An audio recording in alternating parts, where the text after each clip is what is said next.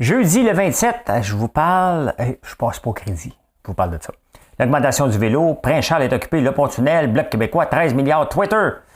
La chasse en France, au Québec, je vous parle du REM. J'ai toujours la chanson dans la tête. Hein? Du M. Yuri Chassin qui a fini de bouder. Ben, il boude encore, mais au moins il dit qu'il boude.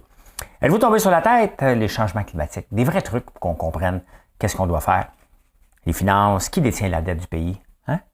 L'indépendance de la banque, c'est-tu vraiment indépendant, la Banque du Canada qui augmente ses taux d'intérêt aujourd'hui? Les insolites, je vous parle d'un homme. Un homme. Et la pensée du jour, tu ne veux pas manquer l'énigme tout de suite après. Ceci.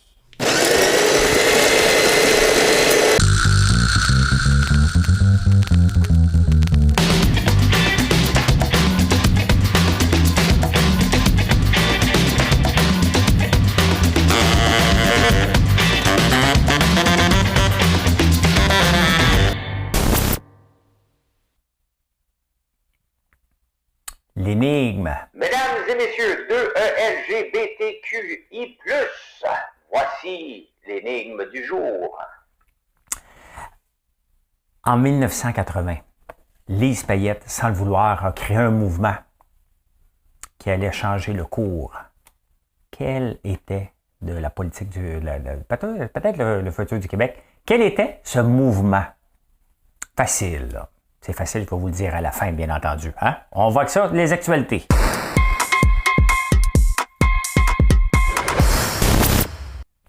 Eh bien, voici ce qui vient de m'arriver au moment que j'enregistre, juste avant. Pogne un break. Hein? Ou ça, ici. Hein? C'est ce qui vient de m'arriver. C'est la première fois de ma vie. J'essaie de louer une doseuse. Ça fait 1 mois et demi que ça niaise. Hein? J'ai soumis mes états financiers de François Lambert.one, qui est une jeune compagnie, mais qui n'a pas de dette. Hein? On me dit que je ne passe pas au crédit. Je dois louer une doseuse qui coûte exactement 1430$ US. La louer! Sauf pas avec. Là. Je ne suis pas voleur. J'ai pas de dossier criminel. Je fais juste louer. Ça passe pas. Je soumets ma compagnie d'investissement. J'ai pas de dette. OK? Je peux acheter bien des compagnies au Québec. Ce que je fais. J'ai financé François Lambert, pas de dette, et je ne passe pas au crédit. Vous voyez comment c'est tough pour les entreprises? Ça peut être tough pour certaines entreprises qui n'ont pas ma capacité de payer et je dois louer ça pour être capable de mettre de l'azote dans mes canettes de sirop d'érable. Donc là, il me reste une seule option, de l'acheter, tout simplement. Donc, c'est encore du cash qui va être gelé dans la machine. Je vais la faire, là. Je veux relancer mes canettes, là. Mais vous voyez comment c'est tough. Hein?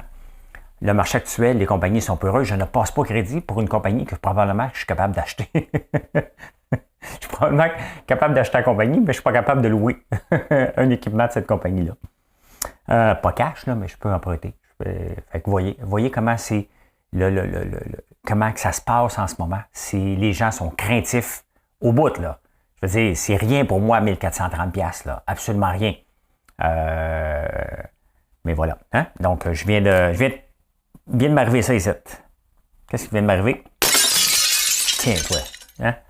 Il vient de frapper un mur. Hey, en vélo! Tom, tom. En vélo, les vélos de Montréal ont augmenté. En 2021, mais il faut remettre en contexte qu'en 2021, on n'avait rien d'autre à faire que se promener en vélo. Hein? On était en lockdown. Et là, on n'a pas tous les chiffres de 2022 qui semblent être beaux. Mais l'augmentation du vélo à Montréal, là, c'est bien si on enlève des autos de la route. Ce qu'on veut savoir, tu sais, ça me fait rire. Moi, ils parlent tout le temps de leur statistique qui est bonne pour eux autres. Si les déplacements en vélo ont fait qu'on a eu moins de déplacements en auto, on vient de gagner. Sinon, on n'a rien gagné, là. Hein? On n'a rien gagné. Donc, il faut faire attention avec les statistiques. C'est bien, là. Mais est-ce que c'est rentable, louer le Bixi? C'est autre chose qu'il faut regarder. Est-ce que c'est rentable, louer le Bixi, par rapport à ce qu'on a acheté? Parce qu'on a acheté beaucoup de vélos électriques. Et tant mieux, on en voit. Mais est-ce que ça enlève des autos de sa route? Sans répondre à cette question-là, la statistique ne vaut rien. Absolument rien. Hein? Prince-Charles est occupé? Ben oui. Hey, je vous montre ça. Il est occupé, le petit monsieur. Je ne sais pas s'il a fait un faux pas. Voyons. Tu là? Ouais, OK, je suis là. Mais c'est pas ça. Ouais, OK, bon, on le voit ici, hein. Parce que là, tu sais, en Angleterre, c'est pas juste de prêter serment au roi. Ce qui est fantastique, c'est que Rishi Sunak, c'est le nouveau premier ministre. Et le monde capote parce qu'il vaut 1,1 milliard. Hein? Et, mais lui, il faut non seulement qu'il aille prêter serment, il faut qu'il aille serrer la main. Je peux-tu travailler pour toi? Hein? Fait que là, ça a dû parler d'argent. Hein? Je suis plus riche que toi. Ça a dû se dire ça. Plus riche que toi. Hein? C'est ça qu'il a dû se dire. Ben, c'est ça, il travaille là, depuis qu'il est arrivé. Il y a de l'ouvrage. C'est, dans le fond, Liz Truss, c'est ce qui est fantastique. C'est l'autre premier ministre qui était là pendant 45 jours. C'est la dernière personne qui a vu la reine. Et aux funérailles, elle était en avant de tout le monde pendant que tous les autres premiers ministres étaient en arrière, alors qu'elle a juste passé en coup de vent comme ça. Remboursé son 115 000 à vie, parce que c'est ça, 115 000 pounds, c'est à peu près 175 000 piastres, à peu près, quand même. Hein? Hey, le pont-tunnel, on va prendre ça, hein? C'est quoi celle-là? Ah, des fois qu'on pogne des flaps. Bon, m'habitue, j'en mettrai pas partout, là, mais j'aime bien ça en mettre un peu. Ben, des fois qu'on pogne un flat dans le tunnel, dans le pont-tunnel. Et là, les transports, là, ils disent on va passer de nuit. C'est beau les transports de nuit quand tu as 2 entrepôts. Là. Moi, on livre avec GLS et avec Purelator. Ça, c'est leur problème, comment ils vont faire traverser entre la ville de Montréal les colis. Mais si moi, je dois aller livrer, mon camion doit aller livrer ou aller chercher du stock dans un entrepôt, l'entrepôt est fermé, là. Donc, je passe par où? J'ai l'avantage de passer peut-être par la 30. Dans mon cas, Vaudreuil est passé par la 30. Mais sinon, quelles sont les options? Comment ça se fait qu'on le sait depuis 3 ans? Comment ça se fait que le REM, on n'est pas capable? Hein? Comment ça se fait qu'on n'a pas d'autres mesures avant de fermer le pont? On le sait qu'on va le faire fermer pendant 3 ans. J'ai hâte de voir. Peut-être que ça va bien aller après un bout de temps, là. Mais sincèrement, on n'est pas sorti de... C'est bien beau les transports de nuit. Ça marche pour les grandes entreprises qui ont 2 entrepôts, un d'un bord et de l'autre. Mais, tu sais, mettons qu'il faut que j'aille faire une commission, ça arrive sud. Mettons là, je connais quelqu'un qui a une blonde. Là. Il habite Outremont puis il y a une blonde à Boucherville. Hein? Donnez-vous des bisous sur FaceTime, les amis, parce que c'est long en tabarnouche. Hein? Hey, le Bloc québécois, lui, écoute, hein, parlant de la monarchie, lui a décidé qu'en ce moment, alors qu'on s'en va dans une récession, que les taux d'intérêt sont élevés, que tout le Bloc qu'on n'a pas entendu parler, a attendu que Paul Saint-Pierre Plamondon puis le Québec solidaire chialent contre le monarque pour amener une motion d'abolir le serment. Sincèrement. Hein? On met des députés en place, puis la seule préoccupation, c'est pas de savoir si on va payer nos fins de mois avec l'augmentation, puis je vais vous en parler tantôt, des maisons. Sa seule préoccupation, c'est qu'il faut abolir. Vous voyez là que les priorités ne sont pas à bonne place. Hein?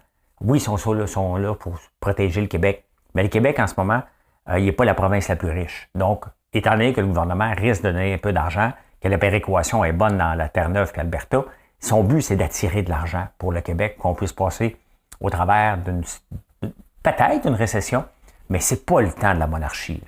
Il faut que tu règles des problèmes. T'sais, avant d'arriver à ça, tu peux collaborer, régler une couple de problèmes, tu dis, OK, c'est un problème de vendredi après-midi, ça. Pas du mercredi.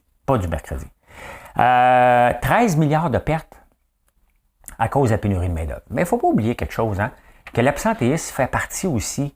Il faut faire attention avec ce chiffre-là, parce que l'industrie manufacturière dit on a perdu 13 milliards à cause de la pénurie de main-d'œuvre. Bon. Est-ce qu'ils ont perdu 13 milliards parce qu'ils n'ont pas assez investi pour se moderniser? Et il y a une partie de leur faute. Il y a aussi une partie du staff qui n'est jamais là. On a beau céduler 37h30 les employés travaillent en moyenne 31 heures. Peu importe ce que vous faites, c'est 31 heures que vous travaillez, point final. Je sais, on a déjà tenu des statistiques longtemps là-dessus, c'est 31 heures que vous travaillez. Il y en a déjà une partie qui est déjà perdue d'avance. Là. C'est facile de dire, à cause de ça, donc le gouvernement doit faire quelque chose par rapport à la pénurie de main-d'œuvre. Mais les entreprises, on a quelque chose à faire aussi. Moi, j'en laisse pas d'argent sur la table. Je travaille en tabarnouche, là. Mais j'en laisse pas. J'en ai pas perdu, moi, d'argent. J'ai pas dit une fois non à un gros contrat parce qu'on avait de la pénurie de main-d'œuvre. Vous allez me dire, hey, c'est pas pareil. Tout est pareil. Dans le centre d'appel, on n'a jamais dit non. Sauf qu'on le savait qu'en partant, on laissait sur la table 15 % de notre chiffre d'affaires. Tout simplement parce que il y avait une pénurie de main-d'œuvre en 2003, mais oui, en 2004 aussi. Elle est différente cette année. Mais il y en avait une aussi dans ce temps-là. Voulez-vous que je vous parle du bug de l'an 2000? Il y avait une méchante pénurie de main-d'œuvre des programmeurs. Je faisais de l'argent dans ce temps-là. Hein? Donc, voilà. Hey, Twitter! Twitter, c'est spécial un peu parce que Elon Musk veut l'acheter, mais il y a beaucoup de faux comptes, comme dans tous les réseaux sociaux. Hein? Mais Twitter est pris avec un autre problème. Les heavy Twitter, hein? Ceux qui tweetent beaucoup, écoute, c'est pas beaucoup, là.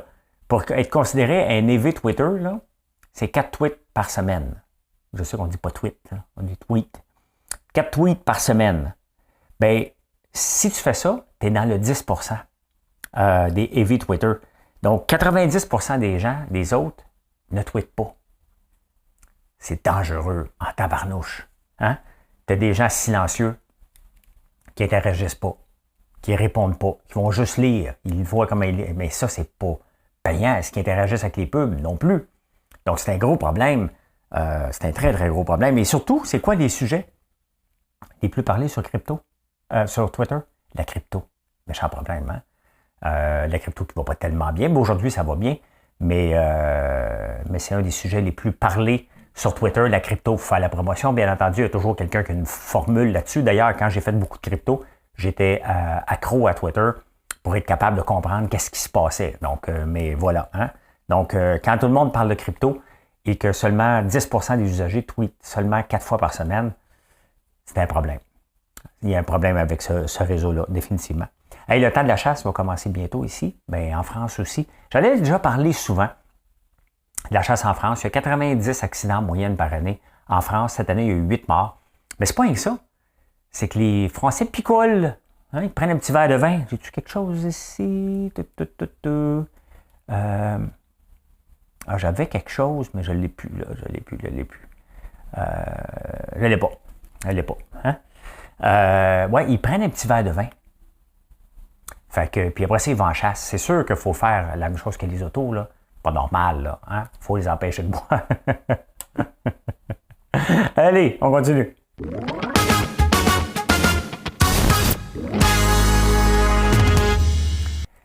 On parle du REM, hein? Le dépassement des coûts, le dépassement du temps, tout simplement. Et il y a plusieurs raisons qui expliquent le retard. Mais à un moment donné, il faut falloir s'habituer avec les retards. La plupart des projets dans le monde ont une moyenne, la moyenne mondiale des dépassements des coûts est de 45%. Donc, il y a quelque chose de pas correct. La plupart du temps, ce sont des grands projets gouvernementaux. Donc, ce qu'il faut retenir de ça, c'est que pour nous faire avaler la pilule, ils mettent le chiffre moins élevé, tout simplement, à travers le monde. Parce qu'on a les mêmes problèmes à travers le monde. Que ce soit pour l'éducation, que ce soit parce qu'il y a des ministres incompétents partout. Hein? Et c'est la même chose pour les grands projets gouvernementaux. On dépasse de 45%. C'est tout simplement parce que, soyons honnêtes, les gouvernements nous mentent. Ils savent que si on leur dit que ça va coûter 25 milliards, on va dire non. Mais, ils sont dans le temps qu'à être, tout le temps des dépassements de coûts. On le sait, c'est 45%, sincèrement. Avec l'armée d'ingénieurs, on ne parle pas de vous autres là, qui faites une rénovation dans votre maison. Là. Mais non, on parle des gens qui sont assis, des ingénieurs, des architectes, des vérificateurs. On vérifie et on arrive à 45% de plus.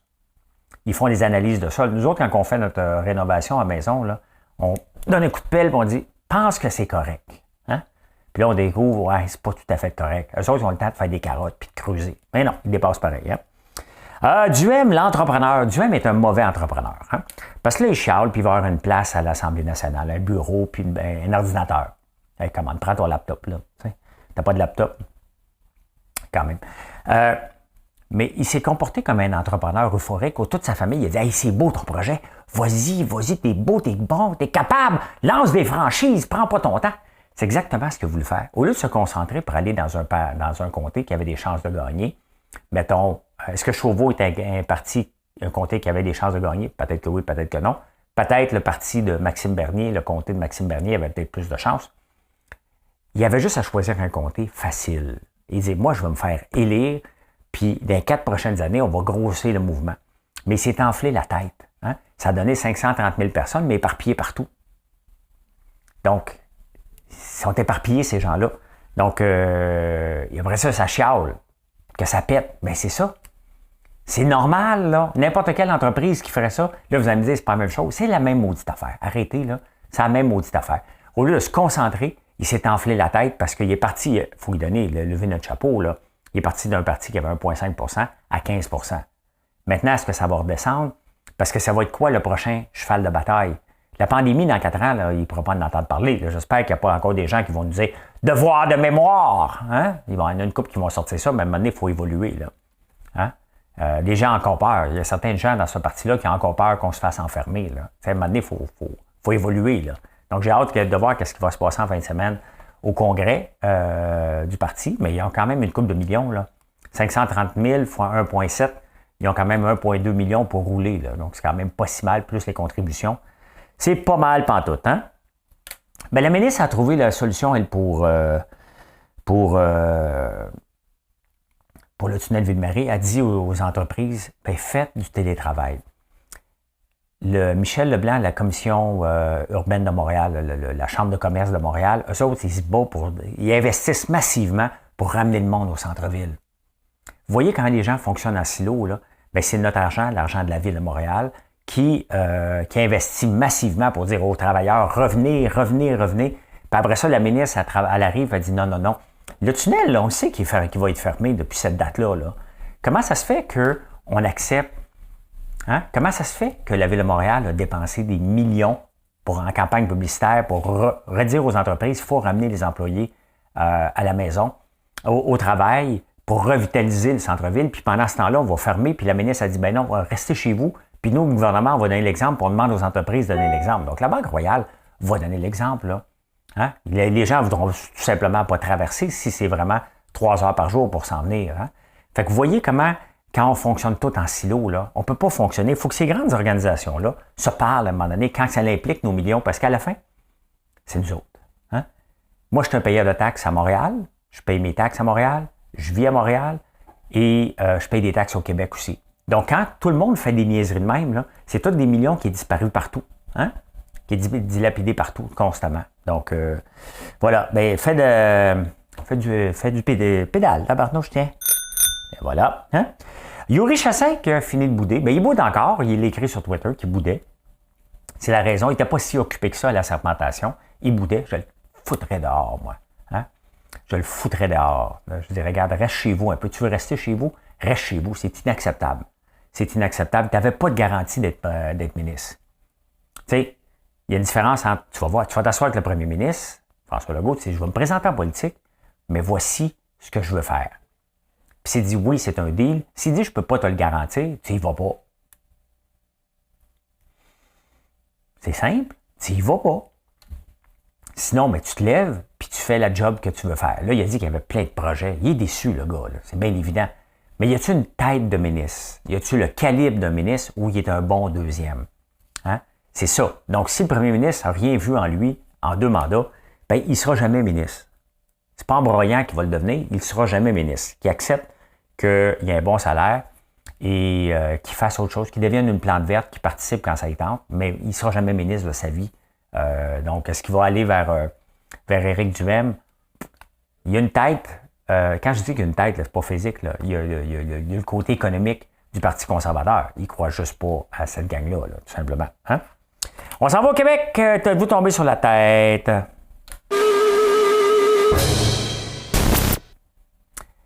Les changements climatiques. Hein? On a vu dernièrement des coups d'éclat, des anarchistes, puis il y en a eu un paquet. Là. En Angleterre, il y a des gens qui ont lancé du lait par terre. Ils sont allés des dépanneurs, ouvert le lait. Il ne faut plus boire du lait! Hein? L'autre qui lance des soupes Campbell sur des toiles, ça ne me fait pas réfléchir non plus. Hein? Ça ne me fait pas dire « Oh, c'est vrai ». Faire des coups d'éclat comme ça, puis on a parlé aux débatteurs cette semaine, j'ai fait mes recherches quand même, c'est que ça ne marche jamais. Hein? Ça ne fait jamais changer l'opinion des gens, à part quelques exceptions. Rosa Parks, ça a fonctionné. Hein? Ça a fonctionné. Rosa Parks, c'est la noire qui, dans un autobus, il y avait deux sections des autobus, les noirs en arrière et les blancs en avant. Puis elle a dit, moi, je ne laisse pas ma place. Je suis assis ici, puis je reste ici, j'ai mal aux pieds. That's it. Hein? Donc, un mal de pied qui a changé la vie des Noirs aux États-Unis. Ça peut marcher, c'était sa cause. Les autres causes, c'est d'envoyer un email à tous. Hein? Faites le test, envoyez. Hey, la gang, j'ai besoin d'une réponse. Il n'y a personne qui va te répondre. OK?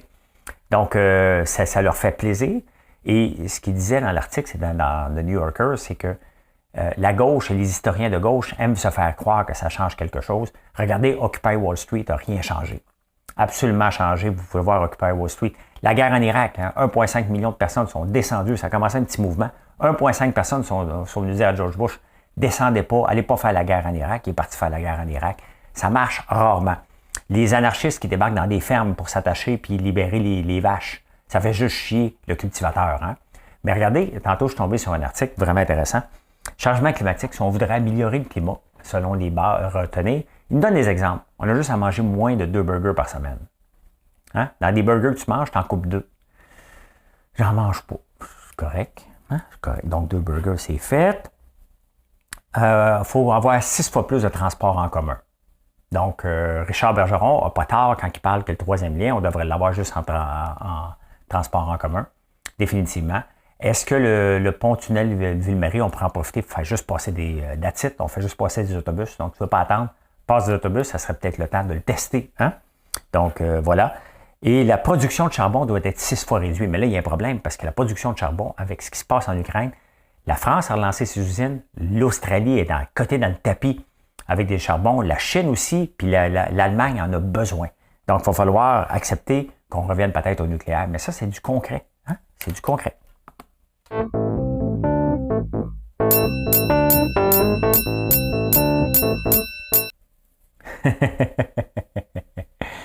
J'ai dans le cœur quelquefois de la mélancolie. Le soleil du ciel barbare, puis je sais pas les paroles. Hein? Qui détient la dette des pays? Ben, je vais vous le dire. Drette là. Voici chacun des pays, comment ils sont vulnérables au taux de change extérieur. Hein? Regardez tout de suite, le Canada, ici, on est à 16, 23% de notre dette est détenue par des étrangers. Pas mal d'Américains. Donc, si le dollar fluctue, les taux d'intérêt montent, bien, vous voyez comment on a d'impact. Il faut faire attention. Le Canada a déjà été pas mal plus dépendant vis-à-vis des autres pays. Regardez la Chine, 3,9%. L'Irlande, Portugal, l'Espagne, l'Allemagne sont très, très, très élevés. Et c'est ça qu'il faut regarder quand on a une dette. Avoir une dette, c'est pas grave. Avoir une dette envers d'autres pays, c'est plus compliqué. Donc, l'Irlande est vraiment, écoute, 53%, c'est énorme. Hein? C'est énorme. Mais regardez quand même, le Canada se situe autour de la Malaisie, de la Corée, de la Suède, le Japon, Brésil, Thaïlande. Donc, avec la montée des taux d'intérêt et l'inflation, c'est quelque chose qu'il faut regarder parce que ça peut inquiéter. Ça vient du Financial Post, si je ne vous l'avais pas dit. Est-ce que la Banque du Canada est indépendante? Là, techniquement, oui. Okay? Le président de la Banque du Canada est nommé par le premier ministre, mais il est indépendant. Il fait ce qu'il veut. Mais il ne fait pas tout à fait ce qu'il veut, malgré ce qu'on pense qu'il fait ce qu'il veut. Pourquoi? Parce que quand le gouvernement, lui, là, il sait. Si moi, je le sais, OK? Puis je vous en parle depuis toujours, que lorsque le gouvernement fédéral a investi massivement de l'argent, dépensé massivement de l'argent pour la PCU, puis s'assurer qu'on ait de l'argent en masse, c'est sûr qu'en donnant de l'argent aux entreprises, il était pour créer une inflation. OK? C'est sûr, les gens ont de l'argent, puis il y avait déjà une inflation tendance. Il a laissé aller ça. Parfait, fais ce que tu veux. Si il est le bon gardien du taux d'inflation, parce que c'est ça qui est. La Banque du Canada là, est là, elle est la gardienne, la banque, du taux d'inflation. Elle n'aurait pas dû attendre qu'il soit à 7 à 8. Là, hein? Il aurait dû breaker tout de suite et dire, OK, tu veux dépenser, je monte les taux d'intérêt, on va calmer les nerfs des gens un peu. Là. Mais ils ont laissé dépenser. Elle n'est pas tout à fait dépendante. Hein? Puis il y avait une chicane l'année passée entre Justin Trudeau et le président de la banque un peu. Il est nommé par, c'est comme Fitzgibbon qui dit, la machine est là. Ouais, mais la machine, s'il sait qu'ils vont manger un char de marde parce que tu vas dire non et tu es chum, ça se peut que la machine en laisse passer un peu. Ben, c'est à peu près ça qui se passe. Donc, c'est un peu ça qui se passe avec la Banque du Canada. Donc, elle n'est pas si indépendante que ça. Hein? Je suis tombé sur un super article intéressant. Les gens, OK, je vais le dire en anglais, parce qu'on parle de détenir une maison. Hein? Il n'y a personne, la plupart des gens, là, même avec une auto, on ne détient pas une auto, on détient un loyer. OK? Combien ça coûte? On demande, je vais vous dire en anglais, puis on va en parler. People don't buy a house, ils achètent un paiement qui fit avec leur budget. C'est ça. Hein? Donc, c'est exactement ce qu'on fait. On regarde le paiement. Bon, on va à la banque, on dit, OK, ma maison, je peux payer 100 000, taux d'intérêt, puis on y va comme ça. C'est exactement comment on compte. Donc là, en ce moment, avec l'augmentation fulgurante des taux d'intérêt, l'inflation, il y a bien des gens qui disent, écoute, c'est plus pour moi cette maison-là. Là. On va atteindre ça. Là. Donc, à quel moment que la Banque du Canada, elle, son seul but, c'est de ramener en bas de 2 %. Ça va prendre 1 an, 1 an et demi, peut-être 2 ans avant qu'elle réussisse ça. Donc, est-ce que les gens sont capables de passer au travers d'ici ce temps-là? C'est vraiment la question qu'il faut se poser. Hein? Pour aller... ça, c'est la crypto aujourd'hui qui va bien, 3 % encore d'augmentation. On le sait que ça fluctue beaucoup, beaucoup, beaucoup. Il y a Doge, le même coin qui explose aujourd'hui, de Elon Musk. Je n'ai pas été voir les nouvelles, mais 13 % d'augmentation. C'est énorme. C'est énorme. La bourse aujourd'hui, 2 choses. Hein? Les blue chips vont bien. Vont bien. Ça descend quand même un peu. Et le Nasdaq, lui, prend une bonne débarque. Hein? Parce que Microsoft, j'aime ça montrer que je suis anglais.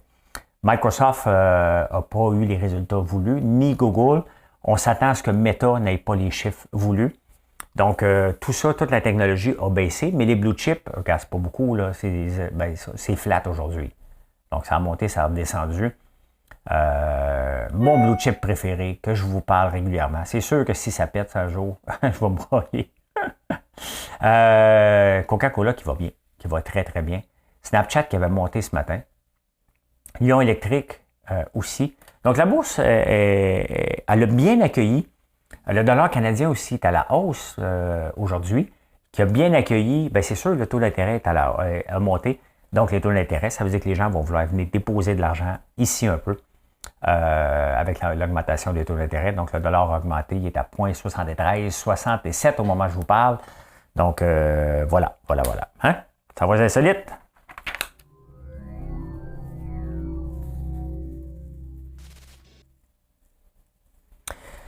L'homme le plus sale du monde est décédé à 94 ans. Imaginez-vous, le gars, là, il n'a pas pris sa douche depuis 60 ans. Pas brossé les dents, pas coupé les cheveux, rien. Ce qu'il mangeait, il n'a jamais mangé de bouffe fraîche. C'est un Indien, je pense. Il fume la marde d'animal. Puis il mange du porc épic passé date. On va faire une petite musique douce pour digérer ça.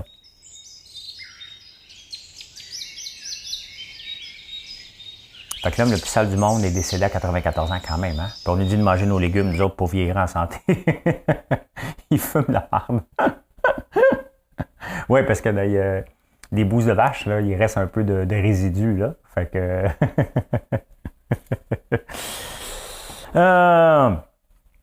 Vous savez, il y a des gens qui se promènent sur les plages, puis c'est avec des détecteurs de métal, puis ils cherchent des affaires. Hein. Fait qu'il y a un gars qui se promène,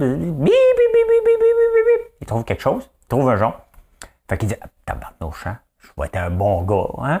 Je vais faire appel à Facebook pour retrouver peut-être le propriétaire du jonc. Hein. Et il l'a retrouvé. Et c'est un gars qui s'est fait domper par sa femme. Et il était en tabarnane. Fait qu'il te l'a... il s'est fait domper, je ne l'ai pas. C'est ça qu'il a fait avec. Et fait qu'il est arrivé sur la plage, puis il a lancé le jonc, il ne voulait rien savoir. Fait que quand il l'a retrouvé, il lui garde les dons. Il aurait pu le vendre au moins. Hein? Tant qu'à faire, là. Hey, je vous montre. Je ne savais pas. Je ne sais pas si vous autres, vous le saviez. Regardez. Lorsqu'on regarde en Grande-Bretagne le premier ministre faire ses conférences de presse, puis Justin Trudeau a commencé à faire ça aussi dans le temps de la COVID. Une fois de temps en temps, il le fait de la maison. Ça, c'est les lutrins qui sont devant le 10 Downing Street. Hein? Et j'ai jamais remarqué, mais chacun choisit son propre lutrin. La première job que tu as à faire comme premier ministre, c'est de choisir ton lutrin, imaginez-vous. Hein? Fait que il y a Cameron, il a commencé avec un hourglass, mais c'était de l'austérité, donc elle avait juste un poteau. Johnson, open for a more, lui, il était fraîchi. Fait que, la grosse affaire. Hein? Truss, innovated with le prix comme des Jenga style. Et lui, il a pris une variation, Sunak. Il a pris une variation d'un poteau droite avec la même base que l'autre. C'est quand même spécial, hein? Ils viennent pour... OK, parfait. Quel genre de lutrin que tu dois avoir? Ben, j'aimerais ça représenter l'austérité. OK, parfait. On va te mettre un poteau incurdant.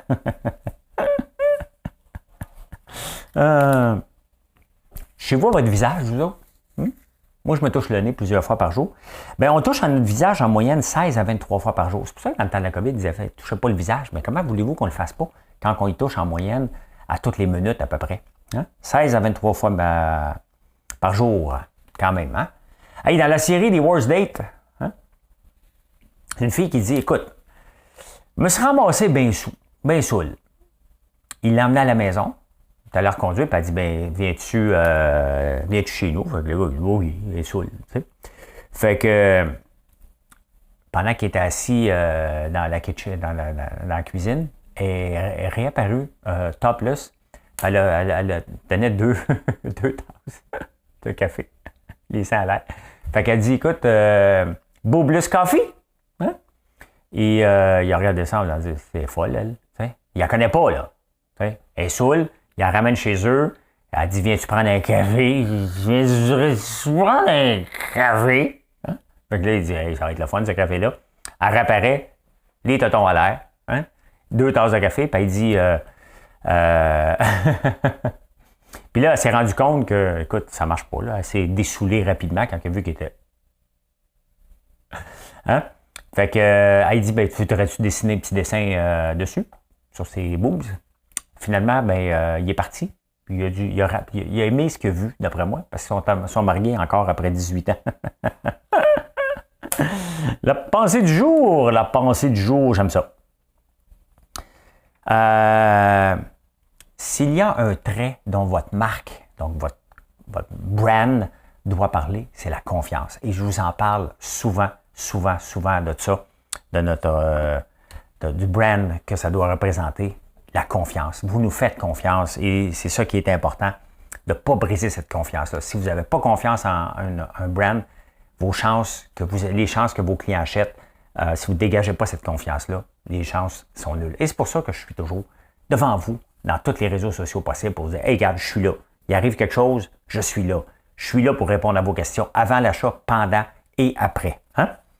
Hey, la réponse à l'énigme, hey, ça, là, je ne sais pas si vous vous en souvenez. En 1980, Lise Payette, elle s'en va dire ceci. Hein? Guy pratique les sports, la natation, le tennis, la boxe, le plongeon. Son ambition est de devenir champion du monde et remporter beaucoup de trophées. Yvette, sa petite sœur, est joyeuse et gentille. Elle trouve toujours le moyen de faire plaisir à ses parents. Hier, à l'heure du repas, elle a tranché le pain, versé l'eau chaude sur le thé. Après le déjeuner, c'est avec plaisir qu'elle essuyait la vaisselle et balayait le tapis. Yvette est une petite fille obligeante. Puis là, elle dit, ben, Madame Payette a dit, cette période-là est terminée. Ben, bien entendu, on voulait avoir la séparation en 1980. Et c'est là qu'elle se met un pied dans la bouche en ajoutant à propos du chef de la PLQ. C'est justement le genre d'homme que j'haïs. Hein? Des Yvettes, oui, il va en avoir plein au Québec. Il est marié avec une Yvette. C'est ça. Hein? Donc, elle a insulté la femme à Claude Ryan. Il y a eu un grand mouvement. Il y a eu jusqu'à 14 000 personnes au forum quand même. Hein? Il était le premier rassemblement des Yvettes, là, donc des Madame Tout-le-Monde à la maison. C'était le 30 mars 1980. Il était 1700. Mais le 7 avril, une semaine plus tard, il y était 14 000 personnes au Forum de Montréal. Et il